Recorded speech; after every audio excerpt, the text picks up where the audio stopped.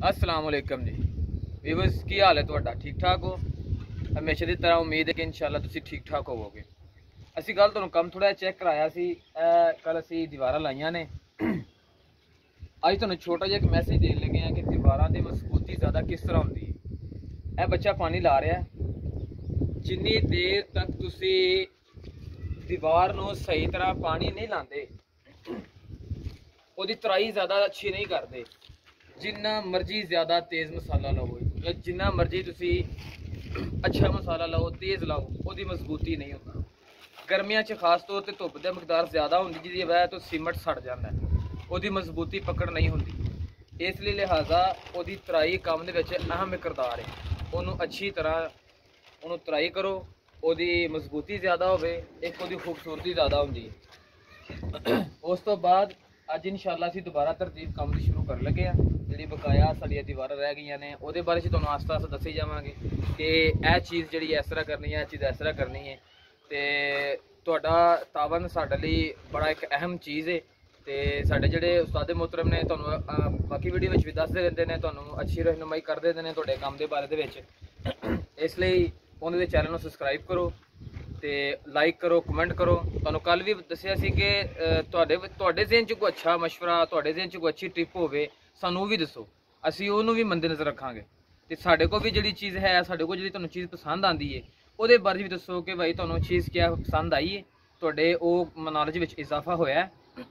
ते इंशाअल्लाह ਅੱਜ ਦਾ ਮੈਸੇਜ ਸਾਡਾ ਤੁਹਾਡੇ ਲਈ ਇਹ ਵੇ ਕਿ ਚਰਾਈ ਨੂੰ ਚੰਗੀ ਤਰਾਈ ਨਾ ਹੋਵੇ, ਅੱਛੀ ਤਰ੍ਹਾਂ ਤਰਾਈ ਨਾ ਹੋਵੇ ਤੇ ਚਨਾਈ ਬੇਕਾਰ ਹੁੰਦੀ ਹੈ। ਜਿੱਦਾਂ ਮਰਜ਼ੀ ਤੇਜ਼ ਤੁਸੀਂ ਸੀਮਨ ਲਾ ਲਓ। ਅੱਜ ਦਾ ਤੁਹਾਡੇ ਵਾਸਤੇ ਕੰਸਟਰਕਸ਼ਨ ਟਿਪਸ ਇਹ ਵੇ। ਤੇ ਸਾਡੀ ਹਰ ਵੀਡੀਓ ਦੇ ਵਿੱਚ ਇੱਕ ਤੁਹਾਡੇ ਵਾਸਤੇ ਕੰਸਟਰਕਸ਼ਨ ਟਿਪਸ ਹੁੰਦਾ ਹੈ, ਇੱਕ ਤੁਹਾਡੇ ਵਾਸਤੇ ਫਾਇਦੇ ਵਾਲੀ ਗੱਲ ਹੁੰਦੀ ਹੈ। ਜਿਹੜੇ ਮਕਾਨ ਬਣਾਉਣਾ ਜ਼ਿੰਦਗੀ ਦਾ ਇੱਕ ਹਿੱਸਾ ਹੈ, ਕਿਉਂਕਿ ਇਨਸਾਨ ਨੇ ਜ਼ਿੰਦਗੀ ਗੁਜ਼ਾਰਨੀ ਹੈ ਤੇ ਉੱਥੇ ਰਹਿਣਾ ਹੈ। ਤੇ ਹਰ ਚੀਜ਼ ਨਾਲ ਨਾਲ ਹੀ ਹੈ, ਜ਼ਿੰਦਗੀ ਮੌਤ ਵੀ ਨਾਲ ਨਾਲ ਹੀ ਹੈ। ਤੇ ਲਿਹਾਜ਼ਾ ਕੁਝ ਇਹਨਾਂ ਚੀਜ਼ਾਂ ਨੂੰ ਮੱਦੇਨਜ਼ਰ ਰੱਖੋ। ਪਾਣੀ ਲਾਜ਼ਮੀ ਲਾਇਆ ਕਰੋ। ਪਾਣੀ ਤੋਂ ਬਗੈਰ ਤੁਹਾਡਾ ਜਿੰਨੀ ਵੀ ਇਹ ਨਾ ਕੰਮ ਹੈ ਬੇਕਾਰ ਹੈ। ਪਾਣੀ ਅੱਛੀ ਤਰ੍ਹਾਂ ਦੇਖੋ ਨਾ, ਤਰਾਈ ਹੋ ਰਹੀ ਹੈ ਤੇ ਇੱਟਾਂ ਆਵਾਜ਼ ਆ ਰਹੀ ਹੈ, ਬਕਾਇਦਾ ਪਾਣੀ ਪੀ ਰਹੀਆਂ। ਗਰਮੀ ਹੈ ਤੇ ਗਰਮੀ ਦੇ ਵਿੱਚ ਤੁਸੀਂ ਪਾਣੀ ਦੀ ਮਕਦਾਰ ਚੰਗੀ ਰੱਖਣੀ ਹੈ। ਤੇ ਕੱਲ ਚਨਾਈ ਸਾਡਾ ਵਰਕ ਸ਼ੁਰੂ ਹੋ ਰਿਹਾ ਤੇ ਮਸਾਲਾ ਬਣ ਰਿਹਾ।